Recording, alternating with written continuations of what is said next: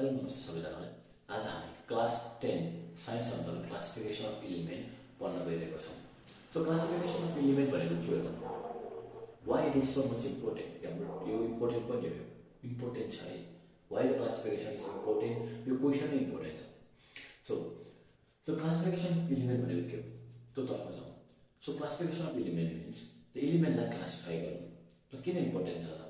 जब हामी कुनै पनि एलिमेन्टलाई सिस्टमेटिक अर्डरमा हामीले राख्छौँ भने हामीले स्टडी गर्न सजिलो हुन्छ। त्यो एकदम अभियस छ। र यस अन्तर्गत हामीले दुईटा कुरा पढ्ने छौँ, मेन्डेली पिरियड टेबल र modern period table. Okay, let us first discuss about the Mendeleev period table. When the Dmitry Mendeleev discovered the Mendeleev period table, at that time only 63 elements were discovered. र त्यो टाइममा त 63 element discover भएको थियो। अब हामी चर्चा गरौँ मेन्डेलिभ पिरियड टेबलको मेरिटतर्फ। So when the Mendeleev period table was found, at that time मात्र 63 वटा मात्र नोन एलिमेन्टहरु डिस्कभर भएको थियो। सो त्यो एलिमेन्टहरुलाई के गरेको थियो? They are arrange in systematic order. त्यो एलिमेन्टहरुलाई सिस्टमेटिक अर्डरमा राखेको थियो, जसले गर्दा स्टडी गर्न सजिलो भयो। सो मेन्डेलिभ पिरियड टेबलमा एलिमेन्टहरुलाई उनीहरुको एटोमिक मासको अनुसार चाहिँ राखिएको थियो। र सेकेन्ड यसै गरी there were few gaps left for undiscovered element. When जब डिमिट्री मेन्डेलिभले यो कुरा नोटिस गरे कि जब दुईटा एलिमेन्टको बीचमा धेरै मासको ग्याप्स थियो, उले के रियलाइज गर्यो भने यहाँ केही न केही एलिमेन्टहरु पक्कै हुन्छ, त्यसलाई हामीले फ्युचरमा हामी डिस्कभर गर्छौं भनेर चाहिँ उहाँले पहिले के ग्यापहरु चाहिँ राखिदिनु भएको थियो। सो त्यो चाहिँ एउटा एडभान्टेज हो। एउटा भनेको त्यो arrange in systematic order, and the second is there was some gap left for the undiscovered element. They were the advantage, but there were lots of disadvantage as well, जसलाई हामीले correct गरेर चाहिँ modern period table पछि बनाइयो। Now let's discuss about the demerits or advantages and disadvantage of Mendeleev period table. The first, no proper position for hydrogen. हाइड्रोजनलाई properly place गरिएको छैन। त्यसैगरी सेकेन्डमा the could not arrange the isotopes. The isotopesलाई पनि एउटा proper place दिएको छैन। So isotopes भनेको के हो भने जसको प्रोटोन नम्बर एउटै हुन्छ र न्युट्रन फरक हुन्छ। अथवा तपाईले अर्को तरिकाले कसरी बुझ्न पनि सक्नुहुन्छ भने एलिमेन्टको भिन्न भिन्न एटोमिक मास छ भने त्यसलाई हामी आइसोटोप्स भन्छौँ। एउटै एलिमेन्टको भिन्न भिन्न एटोमिक मास। त्यसैगरी अर्को छ नो प्रोपर प्लेस फर ल्यान्थेनाइट र एक्टिनाइट। यो ल्यान्थेनाइट र एक्टिनाइट्स भनेको चाहिँ उनीहरु एउटा ल्यान्थेनाइट भनेको रियर अर्थ मेटल हो भने एक्टिनाइट चाहिँ रेडियो एक्टिभ मेटल हो, जसलाई चाहिँ प्रोपर ठाउँ दिएको छैन मेन्डेलिभ पिरियड टेबलमा। र यसैगरी इनर ग्यास, नोबल ग्यास। त इनर ग्यासेस भनेको चाहिँ जसको सेल चाहिँ अक्टेट स्टेटमा भएको हुन्छ र कुनै पनि केमिकल रिएक्सनमा भाग लिँदैन, र यस्तो एलिमेन्टलाई चाहिँ मेन्डेलिभ पिरियड टेबलमा प्रोपर प्लेस दिएको छैन। र यसैगरी the element with similar properties are placed differently. एउटै प्रोपर्टी भए तापनि त्यो एलिमेन्टलाई फरक राखिएको छ मेन्डेलिभ पिरियड टेबलमा, त्यो एउटा डिसएडभान्टेज भयो। र अर्को भनेको चाहिँ एलिमेन्ट विथ डिफरेन्ट प्रोपर्टिज, फरक प्रोपर्टिज भएको एलिमेन्टलाई चाहिँ एउटै पिरियडमा चाहिँ एउटै ग्रुपमा राखिएको छ। So this is a disadvantage. यो चाहिँ थियो मेन्डेलिभ पिरियड टेबलको डिसएडभान्टेज हो। र यो डिसएडभान्टेजलाई चाहिँ करेक्ट गरेर त्यसलाई पछि मोडर्नाइज गरियो modern period table. Now let's discuss about the modern period table. This modern period table was proposed by Henry Moseley. र मोडर्न पिरियड टेबल चाहिँ मेन्डेलिभ पिरियड टेबलको लिमिटेसनलाई मध्यनजर गरेर चाहिँ बनाइएको। जति पनि यसमा हामीले फिचरहरु देख्छौँ मोडर्न पिरियड टेबलमा, they all were corrected from the disadvantage of Mendeleev period table. Now we'll discuss the advantages of modern period table. The first one, the position for hydrogen. जुन कुरा चाहिँ मेन्डेलिभ पिरियड टेबलमा lack थियो, हाइड्रोजनलाई proper place दिएको थिएन। अब अहिले के छ, हाइड्रोजनलाई ग्रुप 1 मा राखिएको छ। हाइड्रोजनलाई ग्रुप 1 मा राख्नुको कारण के हो? किनकि it have only 1 electron in its valence shell, अथवा एउटा मात्र इलेक्ट्रोन छ र उसले एउटा इलेक्ट्रोन लस गर्छ। सो त्यो प्रोपर्टीको कारणले गर्दाखेरि हाइड्रोजनलाई ग्रुप 1 मा राखिएको So there is a proper position for hydrogen. The second is there is a proper position for isotopes. Now which we have already discussed in before. पहिला यो isotopes को बारेमा डिस्कस गरिसक्यौं. जुन चाहिँ Mendeleev periodic table मा चाहिँ there were no proper position given for isotopes. Isotopes भनेको the elements that have same element with different atomic mass. अब आएको पोजिसन फर ल्यान्थेनाइट र एक्टानाइट. सो ल्यान्थेनाइट भनेको रियर अर्थ मेटल हो भने एक्टानाइट भनेको रेडियोएक्टिभ एलिमेन्ट हो. जसलाई यी दुईटालाई हामीले एफ ब्लक एलिमेन्ट पनि भनेर चिन्छौं. सो मोडल पिरियड टेबल तपाईले देख्नुहुन्छ भने तलपट्टि छुट्टै उनीहरुलाई टेबल बाहिर राखेको छ नि, तपाईले देख्न सक्नुहुन्छ. अहिले मैले एडिट गरेर देखाइदिन्छु तपाईलाई. सो तिनीहरुलाई चाहिँ हामीले भन्छौं ल्यान्थेनाइट र एक्टानाइट है, ल्यान्थेनाइट र एक्टानाइट. र यसै गरी there is a proper position for inert gases and noble gases as well. So inert gases अथवा noble gases भनेको कस्तो एलिमेन्ट हो भने उनीहरु केमिकल रिएक्सनमा भाग लिँदैन र यस्तो एलिमेन्टहरुलाई पनि हाम्रो मोडर्न पिरियड टेबलमा एउटा स्पेसिफिक ग्रुप दिएको छ जसलाई हामी ग्रुप 18 पनि भन्छौं अथवा हामीले रोमनमा VIIA पनि भन्छौं है. यसै गरी the element with similar properties are arranged in same group. र जुन एलिमेन्टहरु जसको प्रोपर्टी एउटै छ उनीहरुलाई एउटै ग्रुपमा चाहिँ यहाँ राखिएको छ. So this are the advantages of modern periodic table. र यो एडभान्टेजहरु सबै के हो? मेन्डेलिभ पिरियड टेबलको करेक्सन हो. तपाईले मेन्डेलिभ पिरियड टेबलको डिसएडभान्टेज पढ्नु भयो भने मोडर्न पिरियड टेबलको एडभान्टेज पढ्नु पर्दैन. भनेको दुईटा पढ्नु पर्दैन. तपाईले त्यसलाई करेक्ट गरिदिनु भयो भने मोडर्न पिरियड टेबलको एडभान्टेज आफै बनिहाल्छ है. र अब हामी फर्स्ट 20 एलिमेन्टको ग्रुप, पिरियड, भ्यालेन्सी, मेटल हो कि नन मेटल हो, कुन ब्लक एलिमेन्टमा पर्छ त्यो छुट्याउन सिक्छौं. ध्यान दिएर सुन्नु होला. यो 5 to 10 मिनेट्स भित्रमा हामीले कभर गर्छौं. यो एकदमै सुपर फास्ट हो है, एकदम सजिलो हुन्छ हजुरहरुलाई. त्यही भएर ध्यान दिएर हेर्नु होला. सो फर्स्ट 20 एलिमेन्ट ग्रुप र पिरियड कसरी छुट्याउने इम्पोर्टेन्ट हामीलाई चाहिने भनेको हजुरलाई फर्स्ट 20 एलिमेन्ट हजुरले याद हुनु पर्यो. हाइड्रोजन देखि क्याल्सियमसम्म हजुरले याद हुनै पर्छ. त हजुरलाई नम्बर भन्दा एलिमेन्टको नाम, एलिमेन्टको भन्दा एटोमिक नम्बर, यो दुईटा हजुरलाई याद हुनै पर्यो. ब्याकवर्ड एन्ड फरवर्ड है, याद गर्नुस्, याद गर्नै पर्यो. अब ग्रुप र पिरियड कसरी छुट्याउने? अब पिरियड भनेको नम्बर अफ सेल भएर त्यो एलिमेन्टमा कतिवटा सेल छ त्यही नै उसको पिरियड हुन्छ. र ग्रुप भनेको र उसको सेलमा अथवा एलिमेन्टको अन्तिम सेलमा कतिवटा इलेक्ट्रोन छ त्यही नै उसको ग्रुप हुन्छ. Example oxygen. ऑक्सीजन का एटॉमिक नंबर कति हो? 8. Very good. अब 8 लाई इलेक्ट्रोन कन्फिगरेसन गर्नु त 2,6. अब पिरियड भनेको नम्बर अफ सेल. कतिवटा सेल छ हेर्नु त 1 2 भनेपछि पिरियड कति भन्नु भयो यसको? सेकेन्ड. दुईटा सेल छ नि त. यसैगरी ग्रुप हेर्नु त. ग्रुप भने कसलाई हेर्ने हो? Valence electron.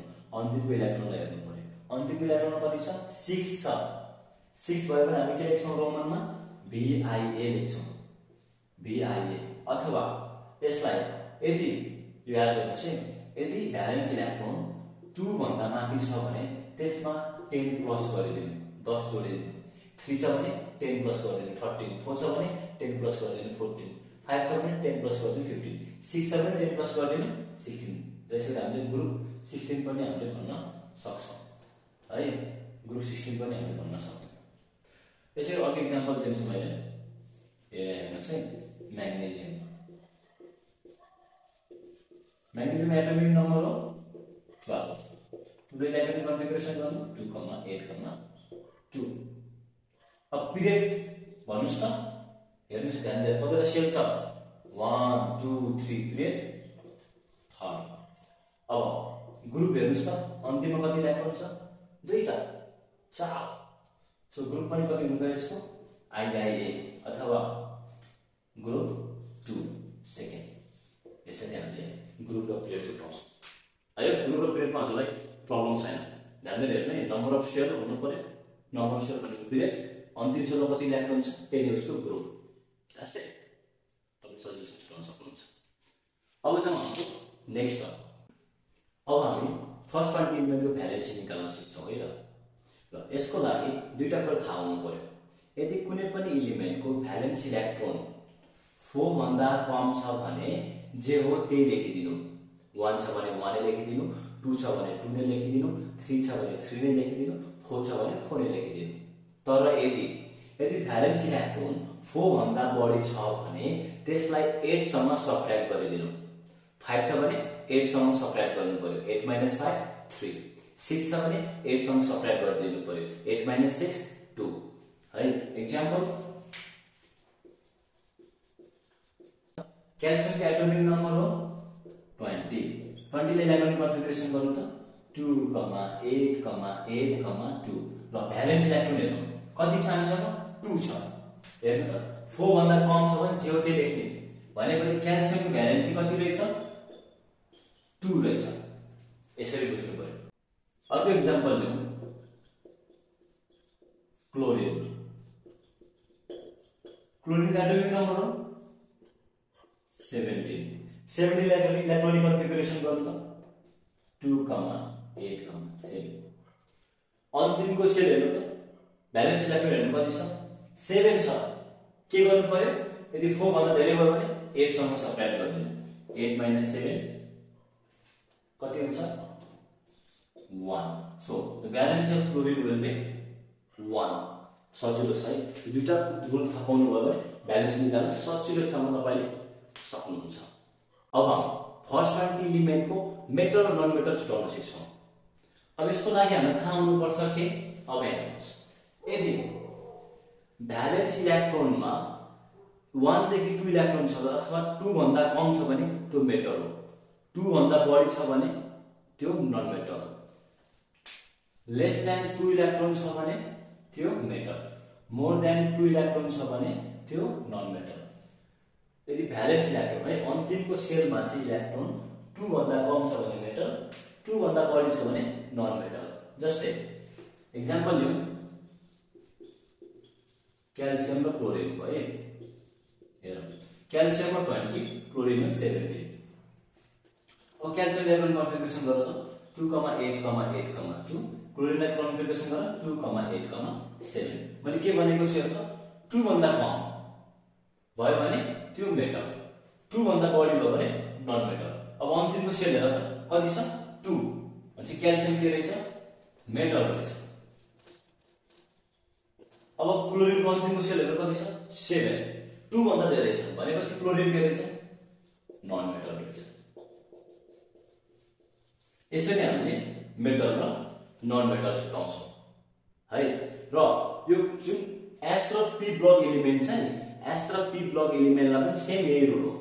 अब हामी त्यसको बारेमा डिस्कस गर्छौं है त। अब ब्लक एलिमेन्ट कसरी निकाल्ने त्यो तर्फ डिस्कस गरौँ। अब हामीले फर्स्ट 20 एलिमेन्टको लागि एस र पी ब्लक एलिमेन्ट मात्र हो, हामीलाई डी र एफ पर्दैन। फर्स्ट 20 एलिमेन्टलाई इम्पोर्टेन्ट भनेको एस ब्लक एलिमेन्ट र पी ब्लक एलिमेन्ट हो। र एस ब्लक एलिमेन्ट र पी ब्लक एलिमेन्ट कसरी छुटाउन सकिन्छ अब त्यो बारेमा अब म तिमीहरूलाई सिकाउँछु। एकदम सजिलो छ। अघि हामीले मेटल नन मेटल निकाल्यौ सेम त्यही हो।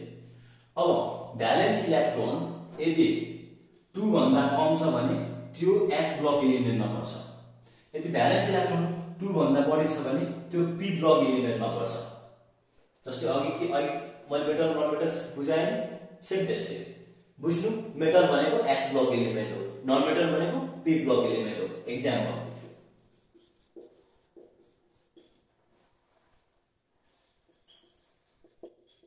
सोडियम र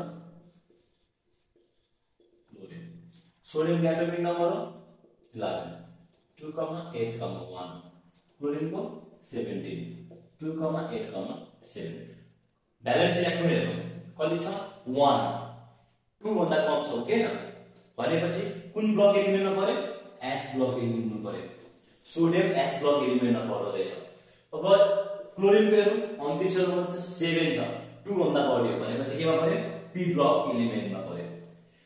1, 2 छ भने त्यो एस ब्लक एलिमेन्टमा पर्छ, 2 भन्दा बढी छ भने 3, 4, 5, 6, 7, 8 छ भने त्यो पी ब्लक एलिमेन्टमा पर्छ है। एकदमै सजिलो छ। यति कुरा तपाईले जान्नुभयो भने group period valency metal non metal block element सजिलोसँग निकाल्न सकिनुहुन्छ। हामी फर्स्ट 20 एलिमेन्टको ग्रुप र उनीहरूको नाम पढ्छौं। ग्रुप 1 भनेको alkali metal. You know alkali भनेको हामीलाई थाहा नै छ। Alkali metal when they react with water they give a basic solution, the strong solution दिन्छ उनीहरुले।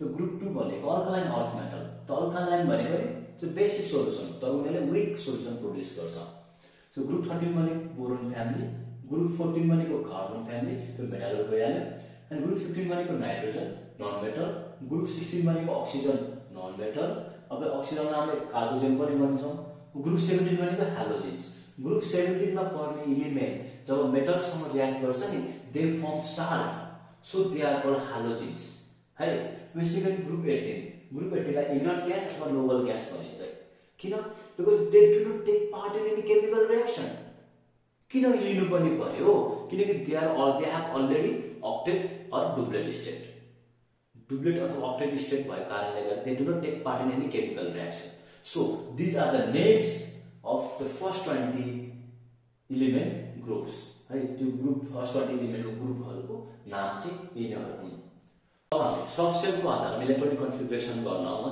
तपाईलाई सिकाउँछु है त तर सुरु हजुरलाई sp-df तीनटाको इलेक्ट्रोनको नम्बर पेयरिङ गर्ने क्यापेसिटी याद हुनुपर्छ s orbital को 2 p को 6 d को 10 f को 14 तपाईले चार्ट हेर्नुस् त यहाँ जुन तपाईले नम्बर देख्नु भएको छ नि इच नम्बरले नम्बर अफ सेललाई डिनोट गर्छ So 1 भनेको the first cell, 2 भनेको the second cell, 3 भनेको third cell, 4 भनेको fourth cell, 5 भनेको 5 cell, 6 भनेको 6, 7 भनेको 7. यो number of cell भनेको के फेरि number of period. याद गर्नुस् है फेरि आउनु पर्यो. अब यहाँ एरो हेर्नु. यो एरोले के डिनोट गर्छ 1s भनेपछि यो first cell हो. 2s सेकेन्ड 2 सेकेन्ड हेर्नु चाहिँ 2 भनेको यो second cell. अब 3 सेकेन्ड हेर्नु चाहिँ 3s 3p यो third cell हो. अब 4s यो फोर्थ सेल है अब कसरी गर्ने म तपाईलाई सिकाउँछु है त एउटा कुरा चाहिँ हजुरले याद गर्नुपर्छ के कुरा s sp sp s यसको याद गर्नु भाइ देखो s भनेको फर्स्ट सेल sp भनेको सेकेन्ड सेल sp भयो अर्को sp थर्ड सेल यो फोर्थ सेल यो फर्स्ट 20 एलिमेन्ट को लागि हो यो चाहिँ अब एक्जाम्पल गरौँ है गरौँ अक्सिजन को दुई तीन नम्बर गरेर देखाइदिन्छु हजुरलाई अक्सिजन को एटमिक नम्बर 8 2, 6 अब यसलाई हामी सबसेलको आधारमा चाहिँ के गर्नु पर्यो हामीले इलेक्ट्रोनिक कन्फिगरेसन गर्नु पर्यो अब हेर्नु कतिवटा सेल हामीसँग 2, 6 दुईटा सेल छ हेर्नुस् दुईटा सेल छ हामीसँग दुईटा सेल हुनु पर्ने भयो अब हामीले भ्यालेन्स इलेक्ट्रोन हेर्नु कति छ 6 छ 2 भन्दा बेसी छ भनेपछि फर्स्ट सेलमा 1 लेख्नु फर्स्ट हो यो फर्स्ट सेलमा 1s मात्र हुन्छ यहाँ हेर्नु फर्स्ट सेलमा 1s मात्र सेकेन्ड सेलमा हेर्नु त के छ s र p छ 2s 2p यहाँ कमा लेख्नु पर्दैन है 2s 2p अब फर्स्ट सेल क्यापेसिटी कति हो s को क्यापेसिटी कति हो 2 लेख्नु आँखा चिप्लेर 2 लेख्नु अब यहाँ s को क्यापेसिटी कति हो 2 हो यहाँ 2 लेख्नु अब हेर्नु त गनको इलेक्ट्रोन कति छ दुईटा इलेक्ट्रोन गयो 4 इलेक्ट्रोन गइसक्यो अब कति इलेक्ट्रोन बाँकी छ 4 इलेक्ट्रोन 4s लेखिदिनु म्याग्नेशियम को एटमिक नम्बर हो 12 को इलेक्ट्रोन कन्फिगरेसन गर्नु 2, 8, 2 अब यसलाई सब सेलको आधारमा हामीले इलेक्ट्रोन कन्फिगरेसन गर्नु पर्यो कतिवटा सेल छ तीनटा सेल छ first shell second shell third shell अन्तिममा कति इलेक्ट्रोन छ दुईटा मात्र छ भनेपछि s मात्र लेख्नु पर्यो p लेख्न परेन सो फर्स्ट सेल 1 लेख्नु 1s सेकेन्ड सेलमा sp 2s 2p अब थर्ड सेलमा दुईटा मात्र छ 3s मात्र लेख्नु अब इलेक्ट्रोन हाल्नु पर्यो 2 s को क्यापेसिटी 2 p को क्यापेसिटी 6 अब अन्तिम सेलमा कति इलेक्ट्रोन छ 2 s को पावर 2 लेखिदिनु कति सजिलो क्याल्सियम को एटमिक नम्बर हो 20 इलेक्ट्रोन कन्फिगरेसन गरौँ 2, 8, 2 अब यसलाई सब सेलको आधारमा इलेक्ट्रोन कन्फिगरेसन गरौँ कति सेल छ first shell second shell third shell fourth shell अब हेर्नु अन्तिम सेलमा कति छ हामीसँग दुईटा मात्र छ s भन्दा बढी लेख्नै पर्दैन फर्स्ट सेलमा 1s सेकेन्ड सेलमा 2s 2p थर्ड सेलमा 3s 3p फोर्थ सेलमा 4s किन दुईटा मात्र इलेक्ट्रोन छ दुईटा इलेक्ट्रोनलाई s काफी हुन्छ काफी भयो ल s को 2 लेख्नु s को 2 p को 6 s को 2 p को 6 x को कति छ 2 छ 2 लेख्दिनु अब काउन्ट गर्नु तपाईँ डाउट लाग्यो भने 2 + 2 4 4 + 6 10 10 + 2 12 12 + 6 18 18 + 2 20 and this is how we do the electronic configuration on the basis of subshell है त। अब हामी फर्स्ट 20 एलिमेन्टको रिएक्टिभिटीको बारेमा हामी पढ्दै छौं ल। यसको लागि बुझ्नुपर्ने कुराहरु म सर्टमा भनिदिन्छु है त। फर्स्ट कुरा के बुझ्नुपर्छ भने मेटलले एलिमेन्ट इलेक्ट्रोनलाई लस गर्छ, नन मेटलले गेन गर्छ। अब मेटल कसलाई भन्छौं जसको भ्यालेन्स इलेक्ट्रोन 2 भन्दा कम हुन्छ। भ्यालेन्स इलेक्ट्रोन कति हुन्छ 2 भन्दा कम, त्यसलाई हामी के भन्छौं मेटल भन्छौं। जसको अन्तिम सेलमा 2 भन्दा कम इलेक्ट्रोन छ भने त्यसलाई हामीले मेटल भन्छौं। जसको भ्यालेन्स सेलमा 2 भन्दा माथि इलेक्ट्रोन छ त्यसलाई हामीले नन मेटल भन्छौं है। 2 भन्दा कम छ भने त्यो मेटल भयो, 2 भन्दा बढी छ त्यसलाई हामीले के भन्छौं नन मेटल भन्छौं। सो मेटलले के गर्छ इलेक्ट्रोनलाई लस गर्छ, अरूलाई दिन्छ भने नन मेटलले के गर्छ इलेक्ट्रोनलाई गेन गर्छ, अरूबाट लिन्छ। ल रिएक्टिभिटी हेर्नको लागि दुईटा कुरा हामीलाई याद गर्नुपर्छ। एउटा भनेको एटमिक साइज हेर्नु अनि अर्को भनेको न्यूक्लियर फोर्स अफ एट्र्याक्सन, तान्ने क्षमता। तान्छ नि जो लका के हैसा तान्ने क्षमता, यो दुईटा चाहिँ हामी हेर्नु पर्यो। र जस्तै अब यहाँ तपाईं एक्जाम्पलहरुबाट गरौँ है त कसको रिएक्टिभिटी कस्तो हुन्छ त्यसको बारेमा अब हामी हेरौँ। जस्तै मेटलको लिउँ, मेटलले के गर्छ लस गर्छ हो कि हैन। सो मेटलको दुईटा एलिमेन्ट लिउँ है त। सो फर्स्टमा छ सोडियम र सेकेन्डमा छ पोटासियम, दुईटा एलिमेन्ट लिउँ। अब यसको चाहिँ बढी रिएक्टिभ छ भन्ने कुरा है। अब रिएक्टिभ पनि के हुन्छ भने जसले इमिडिएटली लस गर्छ त्यो बढी रिएक्टिभ हुन्छ, जसले इमिडिएटली गेन गर्छ त्यो बढी रिएक्टिभ हुन्छ। जो बढी चुचुन गरे वही बढी रिएक्टिभ है, फास्ट हुनु पर्यो है त। जो एक्टिभ छ त्यो फास्ट हुन्छ है। जस्तो अब सोडियमको एटमिक नम्बर कति हो 11, पोटासियमको एटमिक नम्बर कति हो 19। कन्फिगरेसन गर्नु त 2,8,1 2,8,8,1। अब रिएक्टिभिटी हेर्नको लागि हामी के हेर्नुपर्छ एटमिक साइज र न्यूक्लियर फोर्स अफ एट्र्याक्सन हो किन। एटमिक साइज भनेको नम्बर अफ सेल कसको बढी छ त्यसको, अथवा नम्बर अफ इलेक्ट्रोन कसको धेरै छ त्यसको एटमिक साइज अभियसली धेरै हुन्छ हो कि नै, त्यो तपाईलाई पनि थाहा छ। सो दुईटाकोमा हेर्नु त सोडियम र पोटासियममा कसको एटमिक साइज ठुलो छ। यसमा 3टा मात्र सेल छ, पोटासियमको 4टा छ, पोटासियमको एटमिक साइज ठुलो छ। कसको ठुलो भयो पोटासियमको एटमिक साइज ठुलो छ। अब न्यूक्लियर फोर्स अफ एट्र्याक्सन भनेको तान्ने क्षमता हो। के गर्ने क्षमता हो रे तान्ने क्षमता हो। जस्तो अब एक्जाम्पल लिउँ चुम्बक, चुम्बकको नजिक तपाईले कुनै पनि एउटा फलम राखिदिनु भयो भने टाँसिन्छ हो कि नै। तर जति तलाई टाढा टाढा लैजानुहुन्छ नि चुम्बकको चुम्बकीय शक्ति यसको म्याग्नेटिक फिल्ड म्याग्नेटिक पावर कमजोर हुन्छ, तान्न सक्दैन। त्यो के हुन्छ तान्न सकेपछि हो कि न अरूले तान्दिन्छ। एज सिम्पल छ। अब न्यूक्लियर फोर्स अफ एट्र्याक्सन पनि तान्न सक्ने क्षमता। अब तान्न सक्ने क्षमता भन्छ अब हामी न्यूक्लियर भनेको न्यूक्लियसको जति नजिक भयो न्यूक्लियसको उतिले के गर्छ आफूतिर एट्र्याक्ट गर्छ, तान्न सक्छ, होल्ड गर्न सक्छ। अब जति टाढा भयो उले तान्न सक्दैन, तान्न सकेपछि के हुन्छ अरूले तान्दिन्छ हो। जस्तै अब यहाँ एउटा हामीले एटमिक साइज हेर्यौं, अब सेकेन्डमा हेरौँ न्यूक्लियर फोर्स अफ एट्र्याक्सन। अब न्यूक्लियर फोर्स अफ एट्र्याक्सन भनेको न्यूक्लियसबाट भ्यालेन्स इलेक्ट्रोनको डिस्टेन्स कति हो टाढा छ त्यो हेरौँ। अब अगाडि न्यूक्लियस हुन्छ हो। अब हेर्नुस् त को चाहिँ टाढा छ, कसको भ्यालेन्स इलेक्ट्रोन न्यूक्लियस भन्दा टाढा छ पोटासियमको छ। जसको एटमिक साइज ठुलो हुन्छ नि त्यसको भ्यालेन्स इलेक्ट्रोन जहिले पनि न्यूक्लियसबाट टाढा हुन्छ। अब ठुलो भन्नुको मतलब के न्यूक्लियसबाट टाढा जानु हो किन। अब हेर्नु अब टाढा गएपछि के हुन्छ तान्न सक्ने क्षमता उसको कम हुन्छ, होल्ड गर्ने क्षमता कम हुन्छ र उसले के गर्छ इमिडिएटली लस गर्छ। सो सोडियम र पोटासियमको केसमा पोटासियमले के गर्दो रहेछ इमिडिएटली इलेक्ट्रोनलाई लस गर्छ। पोटासियमले इमिडिएटली के गर्ने भयो लस गर्ने भयो सोडियमको भन्दा। किन यसको एटमिक साइज ठुलो छ, न्यूक्लियर फोर्स अफ एट्र्याक्सन कमजोर छ। The larger atomic size weaker nuclear force of attraction, thus the potassium lost its electron immediately.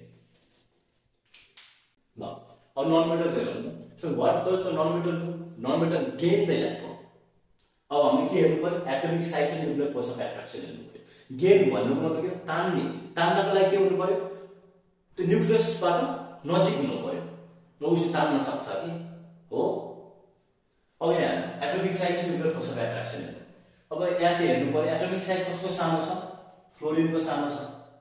फ्लोरिनको सानो भएपछि के हुन्छ, अन्तिमको इलेक्ट्रोन न्युक्लियस भन्दा नजिक हुन्छ, न्युक्लियसबाट नजिक भयो भने के हुन्छ, इमिडिएटली उसले के गर्न सक्यो, गेन गर्न सक्यो। र यो केसमा के हुने भयो, क्लोरिन भन्दा फ्लोरिन बढी रिएक्टिभ हुन्छ, किनकि फ्लोरिनले इमिडिएटली इलेक्ट्रोनलाई गेन गर्न सक्यो। कारण के रहेछ त, because it have smaller atomic size and the strong nuclear force of attraction, thus the fluorine can gain 1 electron immediately. यसको रिजन चाहिँ यो हुन्छ। सो अब यो के रहेछ त भन्दाखेरि यहाँ हेर्नु न, यदि हामी टेबलमा माथिबाट तल जान्छौँ भने के हुन्छ, एटोमिक साइज बढ्दै जान्छ। एटोमिक साइज बढ्दा मेटलको रिएक्टिभिटी के हुन्छ हेर्नु त, एटोमिक साइज बढ्दै गयो मेटलको रिएक्टिभिटी लस गर्छ भनेपछि बढ्छ, इन्क्रिज हुन्छ, मेटलको रिएक्टिभिटी बढ्छ। यदि माथिबाट तल जाँदा यदि एटोमिक साइज बढ्दाखेरि मेटलको इन्क्रिज हुन्छ भने नन मेटलको के हुनु पर्यो, डिक्रिज हुनु पर्यो। सो नन मेटलको के हुन्छ, नन मेटलको चाहिँ डिक्रिज हुन्छ।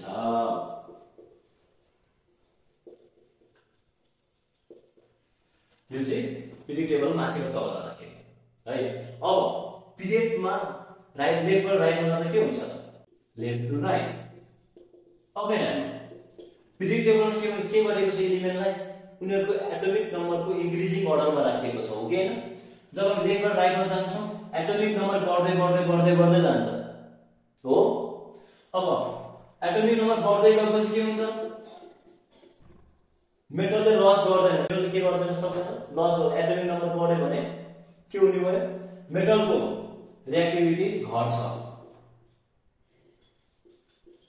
यदि मेटलको रिएक्टिभिटी घट्छ भने नन मेटल के हुन्छ, नन मेटलको बढ्छ। याद गर्नुहोस् है, यदि इलेक्ट्रोन 2 भन्दा कम छ भने त्यो मेटल हुन्छ, 2 भन्दा बढी छ भने नन मेटल, 2 भन्दा कम छ भने लस गर्छ, 2 भन्दा बढी छ भने गेन गर्छ।